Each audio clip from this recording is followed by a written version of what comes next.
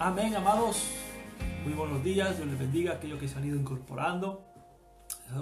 Saludo con la paz del Señor. Recibo un saludo de la pastora. Y continuamos con la segunda carta de Juan. Sumamente interesante, importante lo que estuvimos viendo ayer. Ayer dimos una introducción y comentamos el primer versículo. Estuvimos hablando de cómo el apóstol Juan se hace llamar el anciano.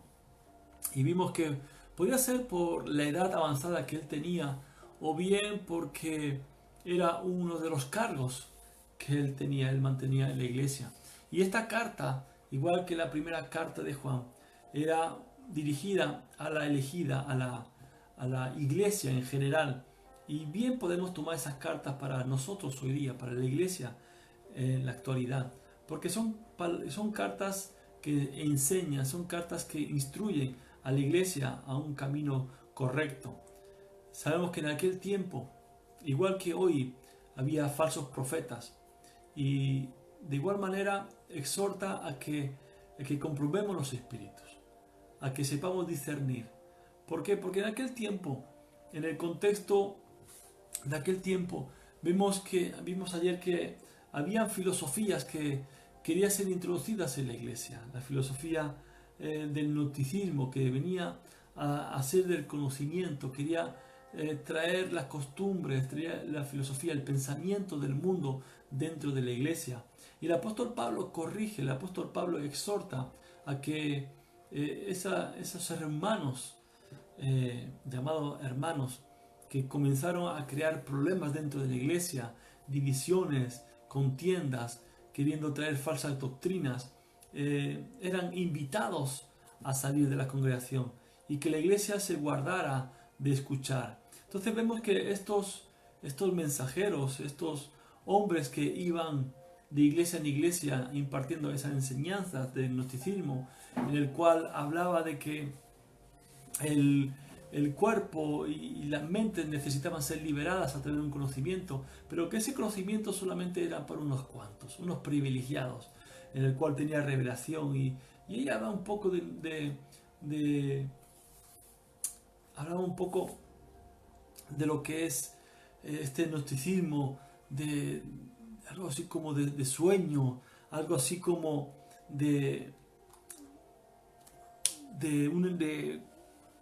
a ver si me aclaro, como algo místico. Ahora me salía la palabra, se me había quedado atascada ahí. Algo místico, algo emocional. Entonces vemos que hoy día muchas veces dentro de la iglesia estamos tratando con lo mismo. Hay mucha emoción, mucho emocionalismo dentro de la iglesia, muchas predicaciones emocionales que no traen ningún cambio en las vidas. Y eso en cierta manera es lo que estaba pasando en aquel entonces. Y el apóstol Juan comienza a exhortar a la iglesia para que podamos entender y saber discernir realmente esos espíritus. Amén. Estuvimos hablando de la paternidad, esa paternidad espiritual. ¿Por qué? Porque constantemente el apóstol Juan, sobre todo en la primera carta, habla de hijos. Y esta carta, la segunda carta, está dirigida a la señora elegida, o sea, a la iglesia y a sus hijos, o sea, a sus miembros. Él está hablando de esos hijos espirituales. Y una de las causas por las que él se llamó anciano, no se hizo llamar el apóstol, es porque a los que iban dirigidos esa carta ya reconocían de antemano su autoridad, reconocían su paternidad. Y estuvimos viendo ayer la importancia de una paternidad espiritual, porque esa paternidad te va a capacitar en lo espiritual. Esa paternidad va a hacer que crezcas, que tengas experiencias con Dios. Esa paternidad te va a enseñar la palabra. Esa paternidad te va a ayudar a nacer para la obra del ministerio. Entonces es sumamente importante. El apóstol Pablo también habló de paternidad. Él también habló de engendrar en Cristo Jesús. Entonces vimos que en este tiempo se habla mucho de paternidad. Se ha abusado mucho de la paternidad espiritual y es por eso que hay cierto rechazo en ciertos sectores de la iglesia. Y tomando en contexto ese versículo de Mateo 23:9, donde Jesús dijo: no llaméis nadie aquí en la tierra, llaméis Padre, porque ya tenéis un Padre en los cielos. Y vimos ayer que en el contexto estaba hablando de que los fariseos querían tener un título y que Jesús estaba advirtiendo, estaba enseñando a los discípulos de que no debían codiciar de tener ese título, porque en definitiva un título no dice quién eres. Por los frutos, esos son los que hablan por ti. Entonces no es necesario que tengas una etiqueta, ni que te estén diciendo, sino que la función que uno hace es realmente lo que va a decir quién eres. No son tus palabras, no es el título, sino lo que están hablando tus obras. Amén. Así que estuvimos viendo ayer también que ese amor, esa carta que iba dirigida a los creyentes de la iglesia, de esa red de iglesias que estaba cuidando, estaba pastoreando Juan, dice que ese amor se basaba en la verdad. Y vimos que la verdad es una realidad eterna. La realidad es una realidad que se basa en Cristo, se basa en su palabra, se basa en su voluntad, se basa en la doctrina, en la verdad. Y vimos que esta palabra verdad es, digamos, el centro, la palabra clave de tanto el Evangelio de Juan como en estas tres cartas que están atribuidos a Juan. La palabra verdad se repite 37 veces. Y ayer terminamos el versículo 1, meditando el versículo 1. Así que vamos a continuar el versículo 2, que dice así: a causa de la verdad que permanece en nosotros y estará para siempre con nosotros. Aquí el apóstol Juan nos está diciendo que la raíz de ese amor que Juan está teniendo por los discípulos, está teniendo por la iglesia, está teniendo por los hermanos en Cristo, la raíz de ese amor se basa en Cristo y se basa en la palabra, se basa en la verdad. A causa de la verdad. Entonces, vemos que la verdad hoy día debe ser defendida. Hoy día vemos que cada uno defiende su verdad, cada uno defiende sus pensamientos, cada uno defiende su filosofía. Hoy cada uno protesta en las calles para defender su verdad, su ideología. Vemos manifestaciones feministas para defender su verdad. Vemos manifestaciones LGTBI para defender su verdad. Y la iglesia no se levanta para defender su verdad, que su verdad es la palabra, su verdad es Cristo, su verdad es la realidad que tenemos en su palabra. Entonces la iglesia debe tomar una postura firme en la palabra de Dios. Debemos defender la palabra de Dios, debemos defender nuestra verdad, que es nuestra fe. Y la iglesia vemos que ante tantas manifestaciones y muchas de ellas en contra de los principios de Dios. Hoy las naciones enteras se manifiestan cada 2 por 3 para defender su verdad. Y no digo que esté mal, defienden quizás sus derechos laborales, y es un derecho, es una verdad que ellos tienen. Pero a lo que se trata de defender nuestra verdad, que es la palabra, de defender nuestra verdad, que es el Evangelio, que es Cristo, es la iglesia, son los principios. Muchas veces nos quedemos callados. Cuando, por ejemplo, como comenzamos esta mañana en el fruto fiel, meditando de por qué hay tantas muertes, por qué si Dios es un Dios bueno, nos quedamos callados ante tanto rechazo de que por qué si Dios bueno permite tantas muertes. Y nos quedamos callados, no defendemos la verdad. Y la verdad es que el mundo se ha apartado de Dios, que el mundo le ha dado la espalda a Dios, a sus principios. Y es por eso que Dios está permitiendo tanta calamidad, tantas muertes.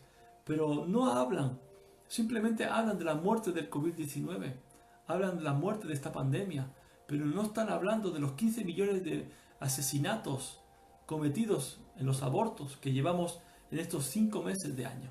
Más de 15 millones de abortos. De eso nadie habla. Y la iglesia se queda callada. No defiende la verdad. No defiende la vida. No defiende lo que Jesús defendió.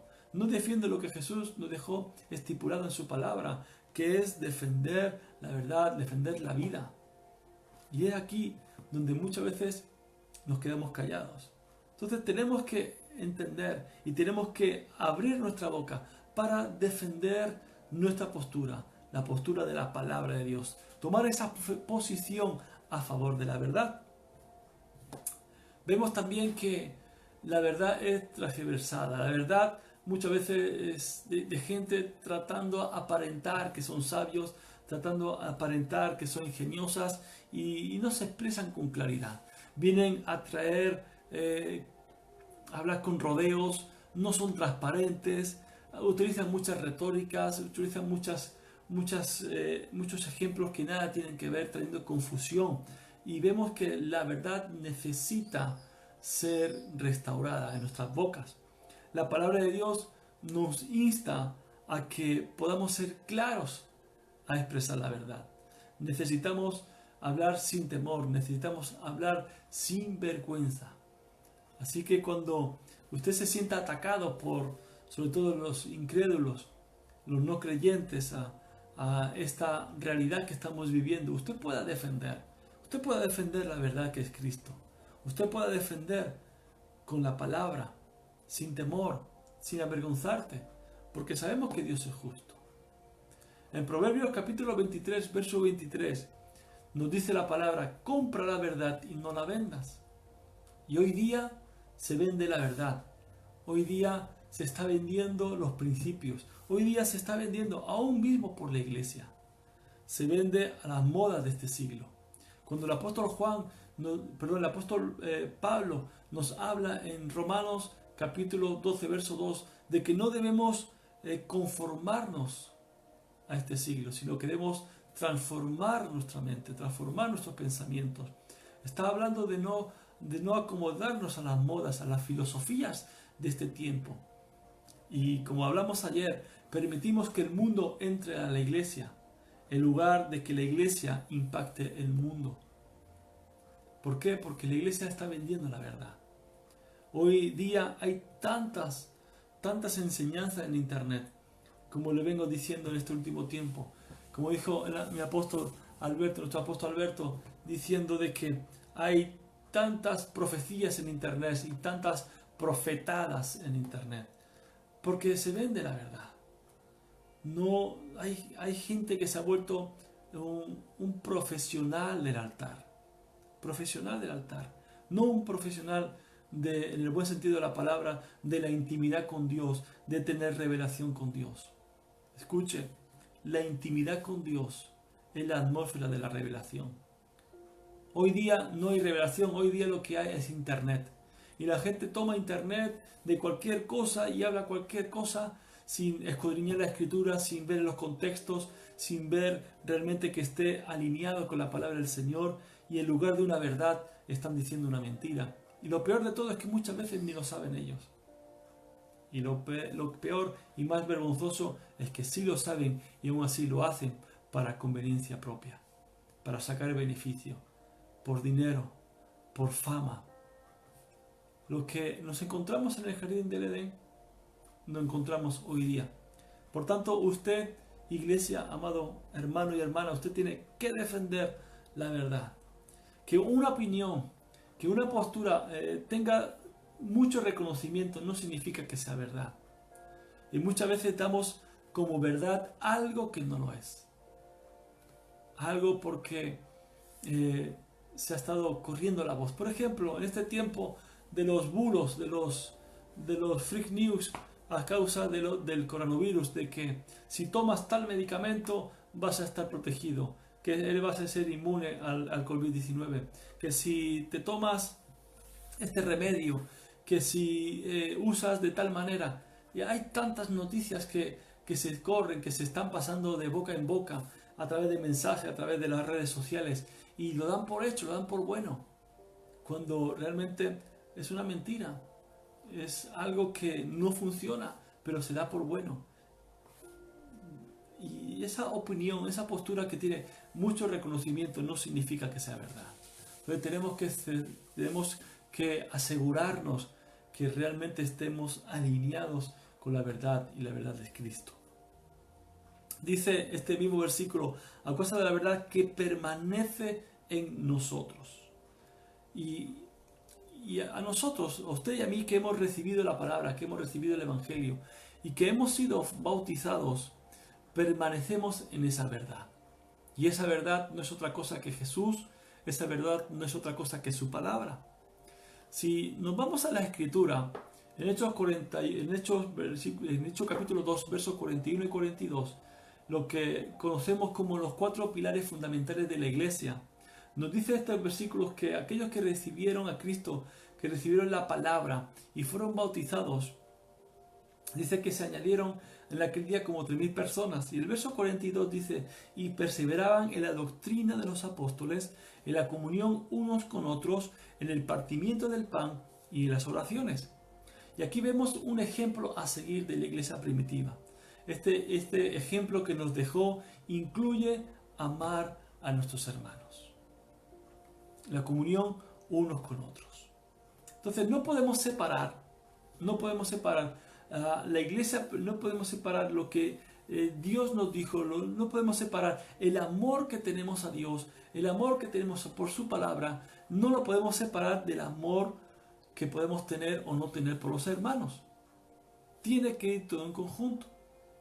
La pastora nos estuvo enseñando en 1 de Juan capítulo 4, los versos 11 y 12, que el apóstol Juan dice, amados, si Dios nos ha amado así, debemos también nosotros amarnos unos a otros.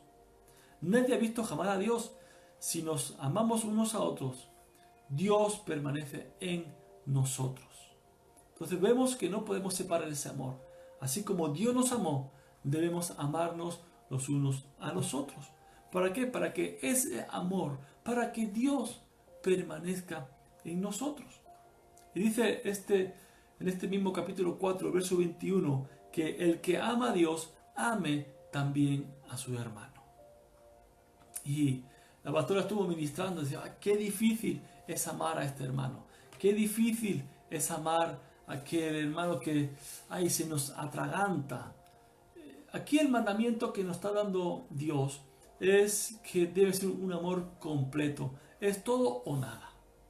Entonces, si queremos ser realmente como la iglesia primitiva, como esta iglesia que vemos en Hechos capítulo 2, versos 41 y 42, debemos tener una relación realmente buena con los hermanos. Tenemos que tener una relación y un amor por nuestro prójimo, por nuestros hermanos. Tenemos que amarlos, aunque nos cueste, aunque sean hermanos que realmente, más que un hermano, parezca un enemigo, ¿verdad? Entonces, si no puedo amar a mi prójimo, tampoco puedo decir que estoy amando a Dios. ¿Por qué? Porque estoy faltando a ese mandamiento, al mandamiento de que ame también a su hermano. Si ama a Dios, ame también a su hermano. Entonces, no puedo dejar de amar a mi prójimo. No puedo decir que amo a Dios y que no amo a mi prójimo. No puede, porque es todo o nada. O lo coges o lo dejas. Hemos visto que Cristo es nuestra verdad. Cristo es la verdad. Y esa verdad permanece en nosotros. En Efesios capítulo 1, verso 13, que dice la palabra que fuimos sellados por el Espíritu Santo. Una vez que hemos creído en Él. Ese sello del Espíritu Santo hace que permanezcamos o que Cristo permanezca en nosotros. Esta palabra permanecer es sumamente importante porque en el original, en el griego, viene escrita como menousan, que significa continuar o vivir. Por tanto, lo que el apóstol Juan nos está diciendo aquí es que a causa de la verdad que vive en nosotros, que permanece en nosotros, vive en nosotros, es lo que realmente tiene sentido para nuestras vidas. Esa verdad vive en nosotros. Y Cristo dice su palabra que vive en nosotros. ¿Por qué? Porque Cristo es la verdad y Cristo es quien vive en nosotros, permanece en nosotros. Así que creamos firmemente que su palabra, Él vive en nosotros. Entonces, vemos que esta carta, que va dirigida a los santos de la iglesia, de esa red de iglesias, se les conocía porque estaban viviendo en Cristo y estaban viviendo en su palabra. Y eso es sumamente importante porque es lo que va a definir nuestras vidas. Si realmente estamos viviendo en Cristo y estamos viviendo en su palabra. Nuestra manera de hablar, nuestra manera de vivir va a definir esa postura. El apóstol Pablo habla en Gálatas capítulo 2, verso 20, de que ya no vivo yo, sino que Cristo vive en mí. Y ese Cristo vive en mí tiene mucho significado. Porque vivir en mí, Cristo vivir en mí, significa de que yo estoy crucificado, de que yo estoy muerto. De que nada de lo que me puedan hacer o decir me va a dañar. ¿Por qué? Porque alguien que está muerto no puede reaccionar. Alguien que esté muerto no le puede dañar nada. Es Cristo el que está en nosotros. El Cristo el que mora en nosotros. Entonces, para que Cristo siga en nosotros, es importante permanecer en sus mandamientos, en su palabra. Dice la Escritura que vamos a ser juzgados. Y esto es sumamente importante, porque vamos a ser juzgados por Jesús. En 2 Corintios capítulo 5, verso 10 nos dice: porque es necesario que todos nosotros comparezcamos ante el tribunal de Cristo, para que cada uno reciba según lo que haya hecho mientras estaba en el cuerpo, sea bueno o sea malo. O sea, vamos a ser juzgados por Jesús y vamos a ser juzgados por su palabra. En Juan capítulo 12, verso 48 dice: el que me rechaza y no recibe mis palabras, tiene quien le juzgue. La palabra que he hablado, ella le juzgará en el día postrero. ¿Por qué? Porque la palabra que permanece en nosotros va a provocar que hagamos buenas obras. Si no permanecemos en Cristo, si no permanecemos en su palabra, realmente no obraremos de una manera correcta. No obraremos de una manera que podamos realmente demostrar que Cristo está en nosotros, de que estamos muertos a nosotros, de que estamos muertos a nuestra carne, a nuestro yo, y que Cristo realmente mora en nosotros. Así que esa palabra debe permanecer en nosotros. Cristo debe permanecer en nosotros. Y continúa diciendo este versículo número 2: y estará para siempre con nosotros. Esa verdad no cambia. Esa verdad perdura para siempre. Esa verdad va a durar durante toda la eternidad. Sabemos que Jesús es la verdad. En Mateo capítulo 28, verso 20, en la gran comisión tenemos una promesa poderosa, en que Jesús estaría con nosotros todos los días de nuestra vida. Por tanto, esa verdad va a permanecer. Entonces confiemos plenamente. Simplemente tenemos que mantener nuestra vida en Cristo y sus mandamientos en nosotros. La pregunta en esta mañana que nos tenemos que hacer, que tenemos que meditar, es si realmente permanecemos en Cristo. Si realmente la palabra está en nosotros. Hay una promesa poderosa en Juan capítulo 15, verso 7, que dice que si Cristo permanece en nosotros, si nosotros permanecemos en Cristo y su palabra permanece en nosotros, todo lo que pidamos al Padre nos será hecho.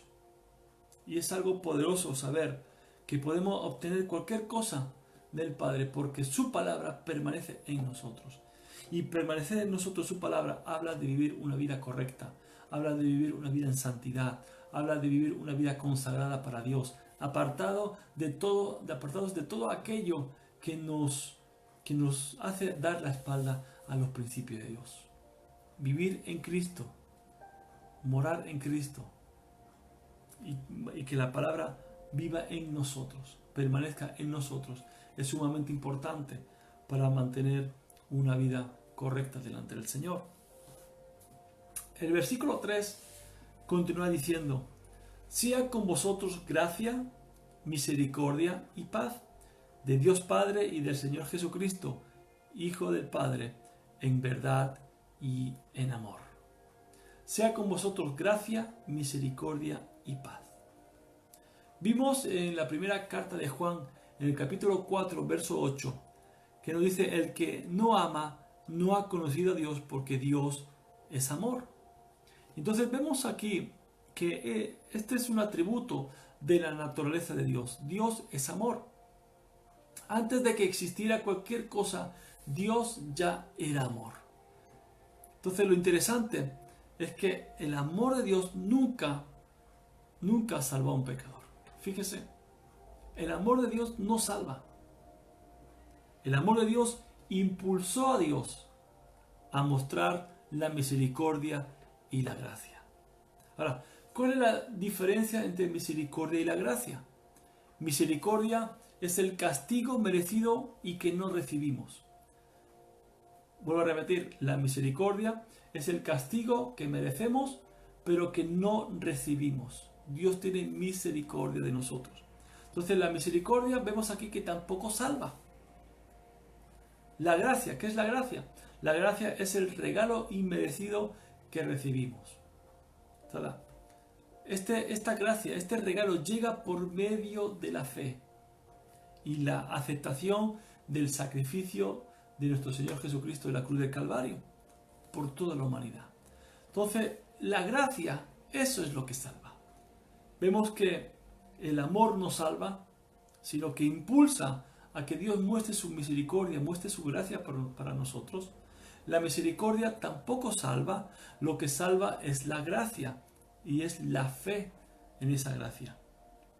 Dice en Efesios capítulo 2, verso 8, porque por gracia sois salvos por medio de la fe. Y esto no de nosotros, pues es don de Dios, es un regalo de Dios. La gracia es lo que nos salva. Pero el amor, que es uno de los atributos de Dios, la misericordia, que es uno de los atributos de Dios, hace que mueva su gracia hacia nosotros. Entonces, fíjese que la salvación no solo es la expresión del amor de Dios, sino que también es la expresión de su justicia y de la rectitud de Dios.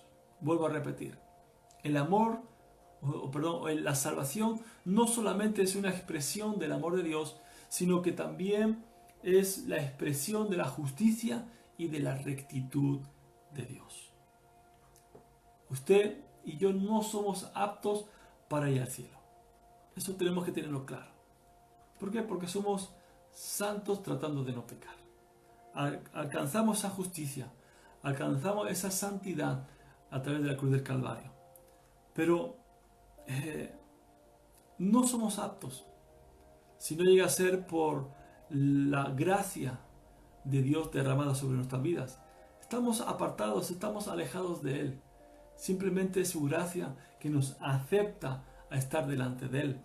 Entonces, cuando no tenemos comunión con Él, cuando esa comunicación, cuando esa comunión se perdieron en el jardín del Edén, en el principio, y Dios es quien nos ha renovado y Dios nos ha restaurado en este tiempo. Entonces vemos que la gracia es sumamente importante para nuestras vidas. El amor, que es Dios, es bueno, pero su gracia es todo para nosotros. Porque Él tiene que ser justo y recto. Por eso dijimos de que la salvación no solamente es la expresión del amor de Dios, sino también es la expresión de su justicia y de su rectitud. Su misericordia proveyó a un Salvador. Y eso ocurrió porque Dios nos ama. Si Dios no fuera amor, no hubiera provisto de su misericordia y por tanto no hubiéramos tenido su gracia. Y ese es nuestro, ¿cómo podemos decirlo? Ese es nuestro regalo mayor que podemos tener. De que porque Dios nos amó, proveyó de un Salvador, proveyó de un Redentor, aquel que podía pagar por nosotros el precio, aquel que era el único digno y el único que pudo haber sido entregado a su Hijo Jesús por nuestras vidas. Aleluya. Qué bueno es tener a un Dios que ama, a un Dios que nos ama y que asimismo nos enseña a amar a nuestro prójimo. Algo que tenemos que entender, que conforme sea nuestra relación con Dios, va a ser nuestra relación con nuestros hermanos, va a ser nuestra relación con nuestro prójimo. Cuanto más intimidad tenga yo con Dios, mejor va a ser mi relación con mis hermanos. Ahora, si usted anda continuamente en pleitos, en contiendas, en envidias, en celos, en chismes, murmuraciones, contra los hermanos, usted me está dando a entender de que su relación con Dios es nula. Porque usted no puede pretender estar delante de Dios y mantener una vida en conflicto con los hermanos. Así que Dios nos enseñe, nos ministre en esta mañana. Su Espíritu Santo nos lleve a un arrepentimiento genuino y podamos apartarnos de toda contienda y que realmente podamos ir a la presencia de Dios y ser transformados por el poder de su palabra. Amén. Vamos a orar. Padre, en el nombre de Jesús, sabemos, mi Dios, de que tú eres la verdad y qué importante es permanecer en ti y que tú, Señor, tu palabra permanezca en nosotros. Eso habla, Señor, de que vivimos en ti y que nuestra vida, Señor, está regida por tus principios, que nuestra vida está regida, Señor, por tu bondad. Padre, oramos para que tu palabra, Señor, permanezca en nosotros y podamos vivir conforme a ella. Sabemos, Señor, que tenemos que cambiar tanto, tenemos que cambiar tantas cosas, tenemos que sacar tantas cosas de nuestra vida, porque no hemos dado cuenta, Señor, de que no amamos a nuestros hermanos como tú nos ordenas. Así que en esta mañana, Señor, podamos ser ministrados por tu Espíritu Santo y podamos traer verdaderamente un cambio, una transformación a nuestras vidas. Oro, Señor, para que así sea. Oro por la vida de mis hermanos. Oro por mi vida, Señor, para que tú me cambies, tú me transformes, para que pueda vivir conforme a tu verdad. Gracias te damos, Señor, esta mañana de fruto fiel y que podamos seguir caminando en tu verdad. En el nombre de tu Hijo amado Jesús. Amén. Amén, amados. Hasta aquí el fruto fiel de hoy. Dios me lo bendiga grandemente, que tenga un día de victoria, un día de provisión sobrenatural y un día de noticias agradables. Amén. Dios me lo bendiga.